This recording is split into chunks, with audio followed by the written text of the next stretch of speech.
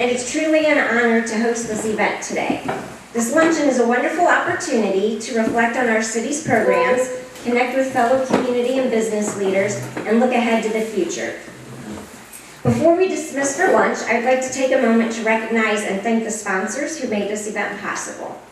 Their support allows us to bring this important gathering to our community, and we are truly grateful. In addition to the Chamber's community partners, I want to say a special thank you to the sponsors here with us today. If you could stand and be recognized when I announce your organization. Our decor sponsor, who provided the beautiful flowers, is Tamarack Ridge. They are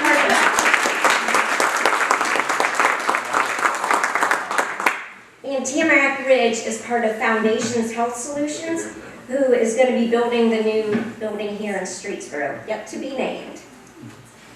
Our dessert sponsor, Premier Bank.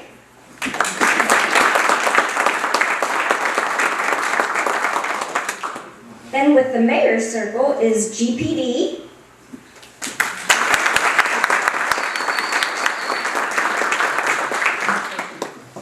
Financial Freedom Strategies.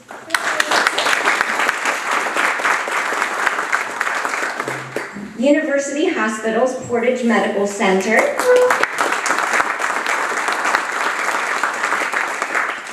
Soft Light Windows and Doors.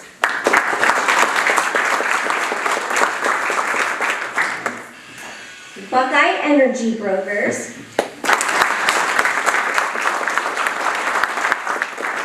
And Buckeye Energy Brokers, they're the administrators of our city's gas and electric programs. Thank you again. We appreciate your commitment to Streetsboro's growth and success. We will now begin to dismiss the tables for the buffet and enjoy your meal. We look forward to a great program.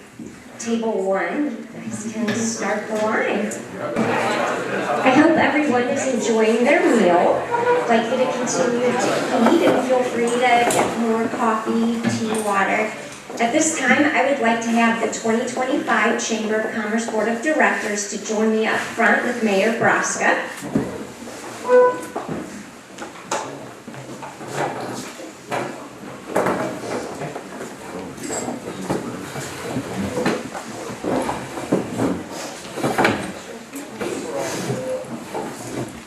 I'm going to introduce our Board of Directors, Cynthia Toth with Caldwell Banker Schmidt Realty. She's our board chair. And I'll just go in order this way. Rebecca Moore with Tamarack Ridge and also Foundations Health Solutions with the new facility yet to be named. Christy Sabo with Premier Bank. Matt Devers is our treasurer and he is with Dimensions Consulting. Mike Cheslock with Western Southern Life. Both work. At this time, Mayor Broska is going to swear our board in, and then you will have the floor. You have to repeat after me, too. Okay. All right. Raise your right hand. Military right. Thank you. Repeat after me. As a member of the Board of Directors for the Streetsboro Area Chamber of Commerce, I state your name. Pledge to uphold our mission to grow, enhance and enrich Streetsboro area businesses and community. I will serve with integrity. Act in the best interests of our members. And support initiatives that drive business success and community engagement. With this oath, I accept the responsibility to help build a stronger, more vibrant Streetsboro. You guys did great.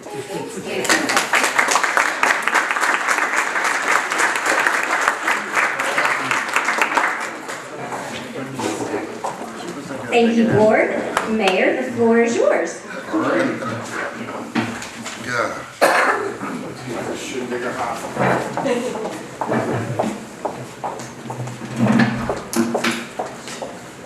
All right. Welcome, everybody. Good to see you all here. Before we get started, I want to recognize some of the elected officials and other people that are here, and we'll go on from there. From the federal level, we have Heidi Matthews on behalf of Congressman Dave Joyce. One of these big names here. Yes. I have most of my council here. I'm very pleased to see that. I have Mary Ann Glenn, John Hannon, Anthony Lombardo, Lisa McDaniel, Jennifer Wagner, and former Councilman Mike Lampa. Welcome. From the Planning Commission, we have Ted Hurd and Chris Yanish. Commissioners, we have Mike Finland and his wife Sue, Sabrina Christian Bennett, and newly elected Commissioner Joe Crawford. From the schools, we have Cindy Devers, our superintendent. We have CJ Scarsapino, our director of operations. Is that your right title? Oh, close enough. And of course, I am a little hot tamale, Miss Kelly Rich, and a member of our school board. I understand. Okay, I'm used to it, you know. So, alrighty then, we will get started. Good afternoon, and welcome to the 2025 State of the City Address. I am truly honored that all of you have chosen to attend. As your mayor, I devote a lot of hours to benefiting the city and its residents. But I'm not alone in that effort. This is a team job where we all must work together to move the city forward. We have a lot of local leaders who are also giving a substantial amount of time and talent to make Streetsboro and its schools better. I would also like to thank Deb Covert and the Board of Directors of the Chamber of Commerce for hosting this annual event again. They always do an excellent job, and I appreciate the support they show the city and me. I'd also like to welcome Bob Long and the crew from WSTV who is live streaming this, so everybody, the thousands of people that are out there listening to this over WSTV can enjoy this. I also have Matt Kaufman, our IT director. He is recording it, and it'll be up on YouTube so they can enjoy the whole thing. The most challenging task that I have in preparing for this event is trying to keep time limited. I'm cognizant that all of you are busy. It is no secret that I love this city. I could have gone on for hours about the wonderful things that are and have happened, but I won't. I want to focus this year's speech on the investment the city has seen, the investment the city has leveraged, and the infrastructure that has made it possible. There are many wonderful things that I could talk about happening in Streetsboro, but we would have to serve lunch and dinner for me to cover everything. Another challenge is to make sure that I recognize all the members of the team that contribute and are the most important part of our success. This year, in order I don't forget anybody, I will introduce them up front. I have my executive staff. Melissa Prokop, the executive assistant to the mayor, Shauna Lockhart Reese, our human resources director, David Knott, our law director, and assistant law director, Paul Janis. These are critically important roles because we, as a government, must ensure that we are doing everything that benefits the city in a legal and ethical manner and looking out for the city, its residents, and its employees. Our three largest departments, the service, fire, and police departments, are led by some great and very resolute people. Bill Miller, our service director, couldn't be here today, so his worthy assistant, Larry Shoemaker, has sat in. Between Billy and Larry, they've been about 71 years of service to the city of Streetsboro. They have some tenure here. Chief Ron Reinholz, our fire chief, couldn't be here, and Chief Rain, the police chief, with her two worthy lieutenants, Rich Polivka and Troy Beamer. Our other departments have benefited from an equally dedicated and more than competent group. Finance Director Matt Miller, the Excel spreadsheet king. Patrick O'Malley, the Economic Development Director that feeds the books with new businesses and employees. Justin Chekai, our city engineer that is tasked with keeping our infrastructure and so many other things up to date. John Ziskowski, who has most of my sympathy because he's our planning and zoning director, and he has had his hands full for the last 12 years trying to sift through and update an antiquated planning and zoning code. Dan D'Agostino, our chief building official, that assures that any new businesses and homes that are built in the city are built in compliance with the building code. We have Greg Meitinger, our Parks and Rec director, who has been a driving force in turning our Parks and Recreation department into a gem in the crown of the city. And we also have our IT director, Matt Kaufman, who is doing us a favor today and getting this stuff all ready and keeps us technologically challenged people on track. I am certain that we would not be in a position today that we are without the concerted effort of all the directors and their staff that keep this city functioning at a high level. Thank you all. I would also like to thank all the employees in the city for their efforts in making sure our city is safe, efficient, well-maintained, and serve our citizenry well. They are the front line. They are all valued, and I appreciate everything they do to continue to move the city forward.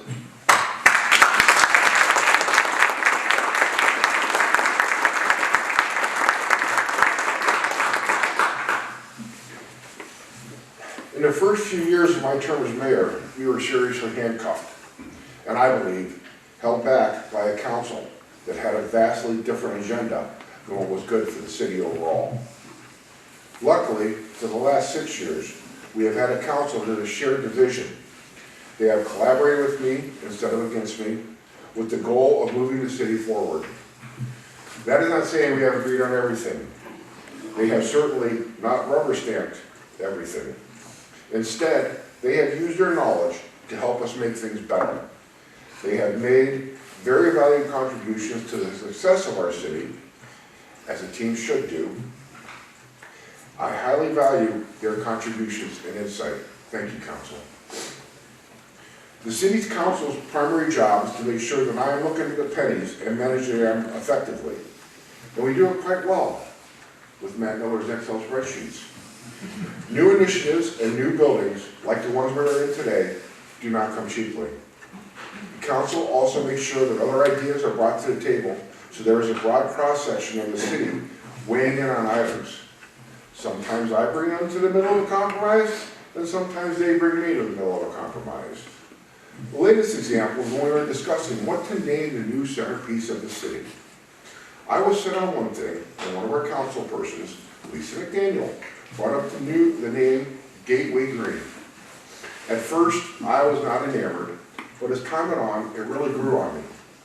The more I thought about it, the more it felt like it was the right name that would capture the essence of the gateway to progress. And council agreed. I thank them for finding ways to disagree without being disagreeable and making many contributions to the continued success of our city. The collaboration between the mayor and council is evident. Council President Justin Ring made a statement during his comments at a recent council meeting. He stated, "We had an amazing year in 2024, and I could not agree more." In fact, we have had a few amazing years. We, the council, the directors, the employees, and I have worked together as a cooperative, cohesive, and purposeful team to take this city to heights we have never seen. Everything we do to move the city forward. Indeed, since 2020, when the world seemed incredibly off balance, Streetsboro has thrived. In the last 5 years, the income in the city has increased 47%. And this has allowed us to fund many of the projects without incurring debt, while simultaneously allowing us to continue to expand the range of services to the city. We have not raised income taxes, and we have only asked for a 0.8 mil levy to fund the building of the new fire station. We are one of the very few cities that do not have road levies, safety levies, infrastructure levies, so we must always conservatively manage our budget. This stewardship has allowed us to continue to grow while keeping our taxes as low as possible. Strong financial management has allowed us to accomplish so much. In 2024, we opened a new community center, and it has been a resounding success. The State Route 14 project has proven to be just what we planned, expected, and more. It flows smoother, our serious accidents have decreased substantially, and the installed sidewalks now enable anyone to walk from Diagonal Road to Walmart, if they choose. Work is about 90% complete on the 43 project, and we are nearing completion of the Gateway Green project, which when completed will be a phenomenal centerpiece of the city. The new splash pad will be opening in the spring, bringing something the city has never had before. Along with the splash pad will be a new restroom facility, a shaded picnic area to service those that come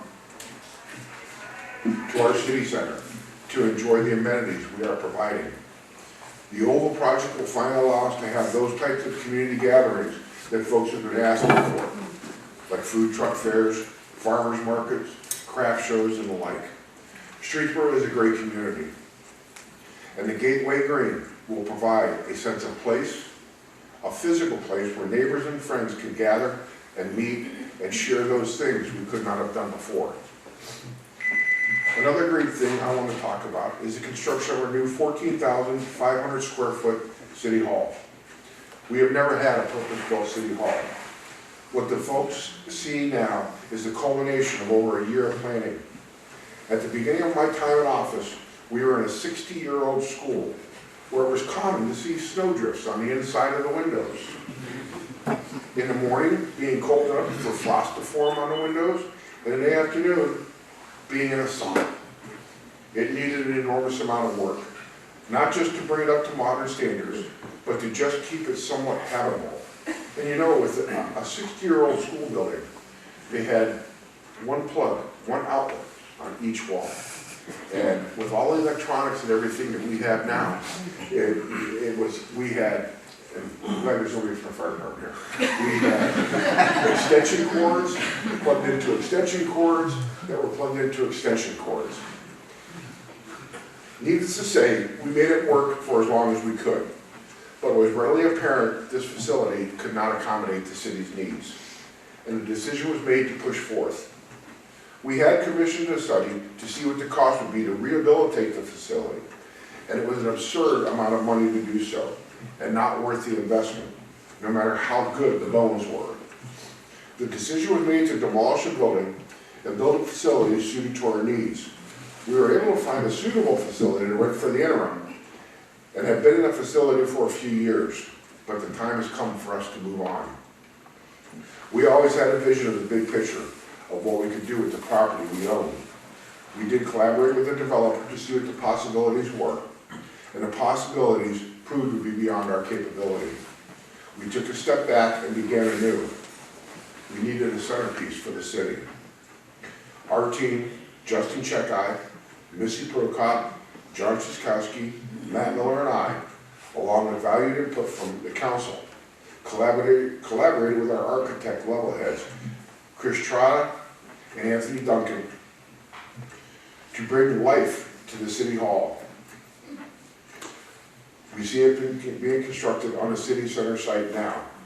Levelheads got the nod to be our architect after the fantastic job they did in designing the community center. Their diligence, their imagination, and their mindfulness in design earned them our respect and confidence. They were the right choice. We have selected Kavanaugh Construction to be our builder, being represented today by Christine Daly and Brady Jarvis. I got to tell you a quick story about Brady. When we go to select our construction crew, we send out what they call an RFP, a request for proposal. And different construction companies sent them in, and we interviewed them. And when we got to Kavanaugh, Brady was in the meeting with us, and he said, "I just love playing in the dirt." And I said, "That is the person that I want constructing my facility." This is a person that loves what he does. And, you know, getting Chris Trotta and Anthony Duncan and the folks from Kavanaugh, one of the things that I really look for when we do this is a value-added prospect, okay? Anybody can nickel and dime me to death, okay? And Brady was always in contact with Justin. Hey, we found this, but we're gonna take care of it. Hey, we found this, but we're gonna take care of it. Chris Trotta and Anthony have done things for us in the planning and the architectural aspect of it, that they're not reaching in my pocket every time we turn around. And for a city of our size, you know, this project, the City Hall project is a $7.8 million project. That's no small beans, okay? And we have to watch our dollars. That's the only way that we can make things work, is if we have, my dad always used to say, if you watch the pennies, the dollars take care of themselves. And this group, this team, has helped us to do that. And Kavanaugh had earned the selection with the fantastic work they did on the rest of the City Center site. And they have shown us that we have made the right choice. Through it all, we worked on the principles that City Hall had to be big enough so that we could not risk outgrowing it. That it had to be attractive, but not over the top. And it had to be a reflection of the city. And most importantly, a place to serve the people. It could not just be for government business, but also a place for the community to be proud of. I am incredibly pleased to say that we have the right people in place, the design team, to the architectures, to the architects, to the builders. We have hit it out of the park. Now, we are on the precipice of continuing to add to our city with the City Center project and the Gateway Green, something we have not had before. We are not close to being done with what is envisioned for our city. The quest continues. It has taken us 14 long years to make this dream come to life, but we have not sat idle along the way. We have brought forth many enhancements to our city. Indeed, when I started this job in 2011, I had a vision of what the city could be and pursued that vision. Our task was before us. We had to dance with who we were. Our city is blessed not only to have the original Gate 13, now exit 187 of the Turnpike, and the beginning of I-480, but with this blessing comes challenges, and we have met those challenges head on. They are the footers that have brought the millions of vehicles that support our commercial corridor. They truly have fed our growth. We knew that we had to find ways to increase the capacity of our roads and move the traffic through the city smoothly. They have fed the growth that we have been tasked with managing. That has been one of our biggest challenges. Our foundation that we built is our infrastructure. We've been very lucky to have had partners like GPD that have shown us the way to utilize and leverage federal and state funding that has enabled us to build and rebuild our infrastructure.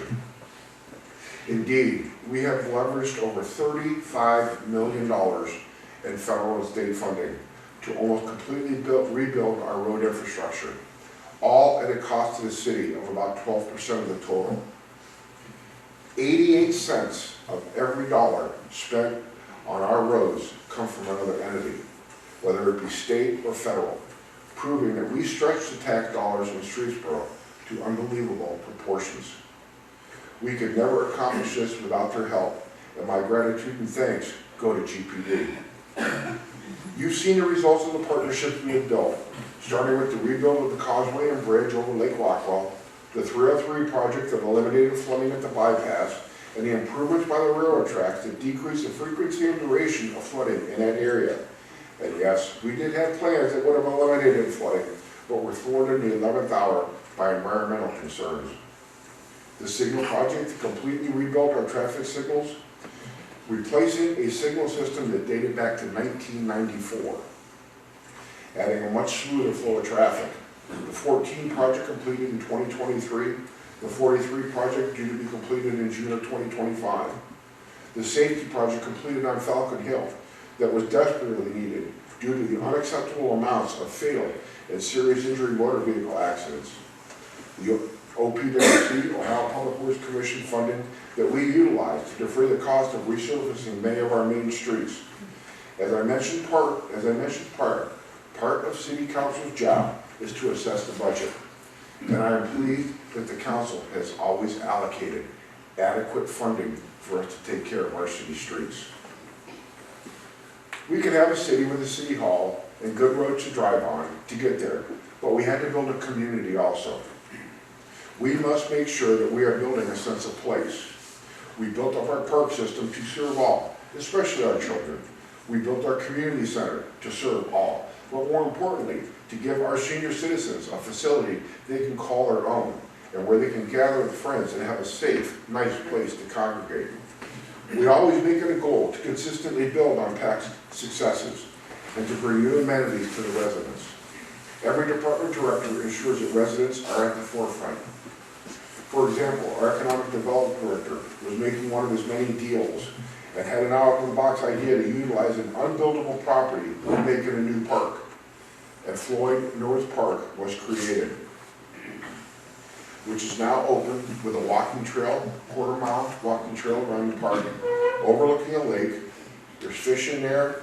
There's a new picnic pavilion, and it to serve all of our citizens, but it is in an area where our industrial parks are, and a lot of times the folks that are up there don't have time to go downtown and eat and stuff like that. So it gives them an area where they can go relax for a little while, maybe drown a few worms, and then go back to work. Every director is always looking for ways to give back to the community. Economic development generates the funding for us being able to do the things we do to make our city better. This would not be possible without the outstanding efforts by all involved and the continued growth in business and industry. Every day, more than 12,500 people commute into our city to earn a living, and have found ways to make money. And we have found ways to make money outside of our boundaries. We have made steady and outstanding progress in Petromalia to attract and grow the businesses here in the city, as well as around us. The city recently formed a JED with Shaler'sville Township that will contribute to our tax base and give Shaler'sville a healthy influx of income. We work hand in hand with the Shaler'sville Township trustees to create a new industrial park, the Turnpike Common Center, and brought this venture to life. The first project is a 1 million square foot spec building built by Dice, and it's just the beginning. With much work, we have secured one of the largest investments in Portage County history with the construction of Viega, a German-owned pipe manufacturing business that chose our area to locate and expand. This was even after we offered much less tax abatement than other states. The last time we saw an investment this large, the Beatles were still a band. Viega is not done yet. We still have at least 2 phases to go. That area will only grow and contribute to the bottom line of both communities. In just the last year, we have had hundreds of new jobs to Streetsboro. Layer Zero has taken over the former Deluxe Business Building and has added 217 high-tech jobs to the facility.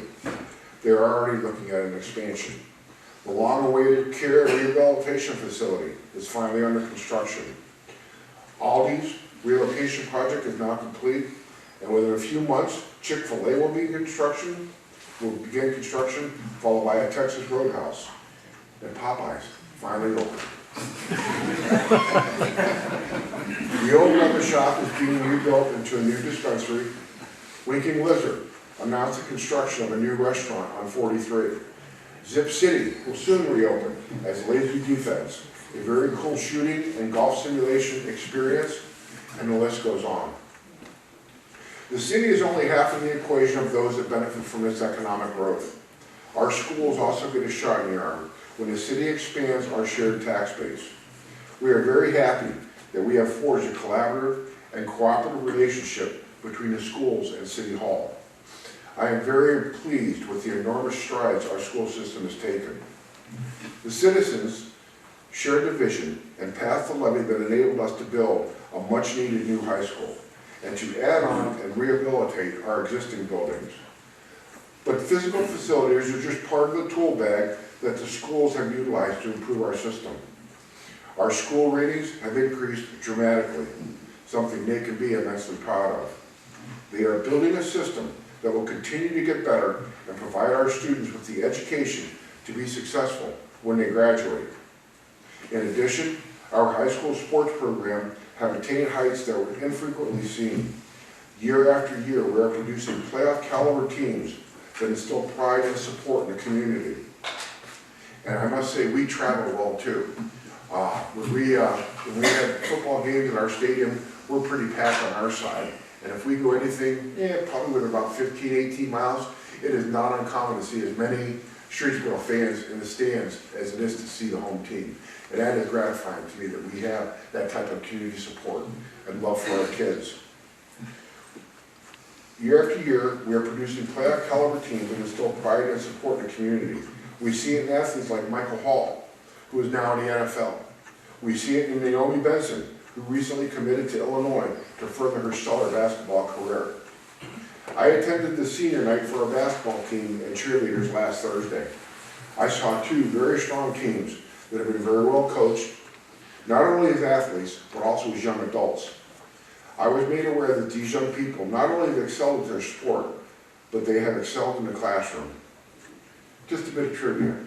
This senior class of 2025 started kindergarten the first year I was elected. They have only ever known me as their mayor. They're going to graduate this year, and I'm pretty proud of that. That's pretty cool. These successes could not become reality without the leadership in place. I commend Superintendent Cindy Devers and her team, as well as the school board, who are laser focused on providing the best education and opportunities for our students to succeed as adults. We had a situation a few years back when we were forced to move our senior citizens to a new location. Without hesitation, the schools opened up the annex as a temporary location until we could get the community center built. Our promise to them, in exchange for them opening their doors for us, was to bring an additional part-time school resource officer.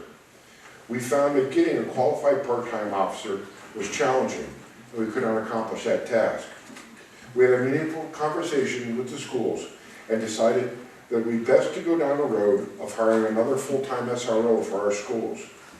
Beginning in August of 2024, we did place our second SRO in the school system. We all feel much better that we have an additional officer in the system that will help to protect our most valuable asset, our children. We're proud and rocket pride. We have talked a lot about what we've done in the past this year, but we are intentional about how we guide Streetsboro's future. In the spring of 2026, we will undertake the last huge project for our roads for a few years. We will completely rebuild the intersection of 14 and 43, which has served us well for the last 20 years. We will resurface State Route 14 from Portage Point Drive to the Turnpike. We will resurface State Route 43 from Market Square Drive to the Twin Lakes border. And we will reconfigure the intersection of 14 and 303 to add a new signalized intersection and eliminating the slip lane. This is a $6.1 million project, with the city share being $2.1 million. Looking further in the future, we have also applied to have Frost Road rebuilt from Interstate 480 to State Route 43 to include sidewalks in the center turn lane, as well as applying to have 303 from the old plaza to Page Road rebuilt to include a center turn lane and sidewalks. We have not yet been awarded these projects, and they would not start for 4 or 5 years down the road, if and when they are awarded. Very competitive. In the interim, we will focus our resurfacing efforts into our subdivisions and mains to bring those up to the level we want them to be. We will also begin a planning process, rebuilding and updating our service department. It is a desire of ours to add an amphitheater. There you go, Jim. I got it out there for you. To our city, and we will continue that discussion. We will continue to enhance our offerings on the City Center project to include a gazebo, a walkway, and more green space in the area between the fire station and the old plaza. These projects are all part of the master plan which was created for the City Center project, and we will plan and pursue them as we are financially able to. It has been and will always be our desire to build our city into a city that we can all be proud of and offer the services and amenities that our citizens want and deserve. At the beginning, I promised to limit myself to covering the investment that this city has seen, the investment the city has leveraged, and the infrastructure that has made it possible. I hope you are as pleased with our progress as I am. We're not the gateway to progress for nothing. It has not been easy, but we have collectively, from the new service worker to our service director, Bill Miller, who's worked over 40 years for our community, kept one thing at the top of our mind: moving our city forward.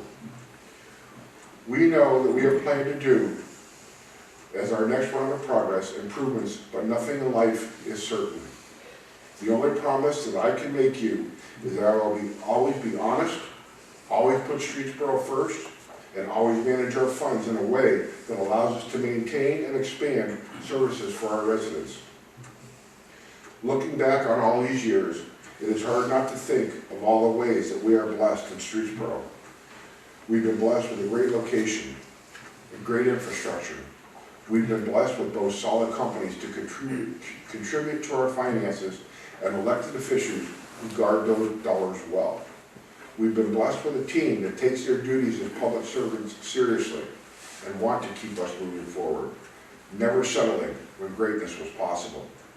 And I've been blessed to lead this community for 14 years. Something I thank God for every day. May God bless all of you, and may He continue to watch over the city of Streetsboro and its residents. Thank you very much.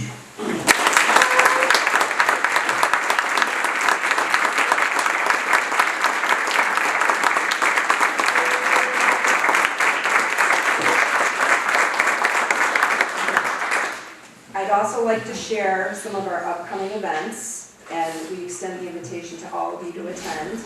The first is our Student Recognition Breakfast. It's going to be here at the Community Center on Thursday, April 3rd, so you can sign up via our website. Super exciting.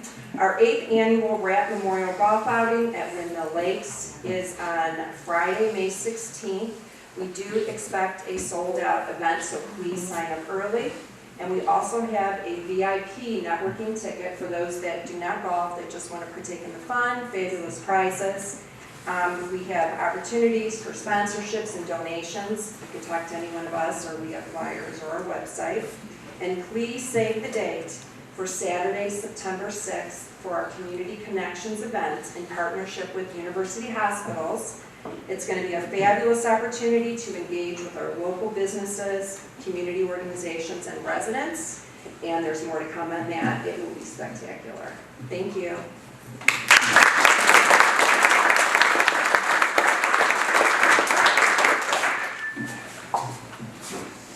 Thank you all once again for joining us today. Thank you, Mayor, for sharing your vision with us. And this concludes our program. Thank you. Good night.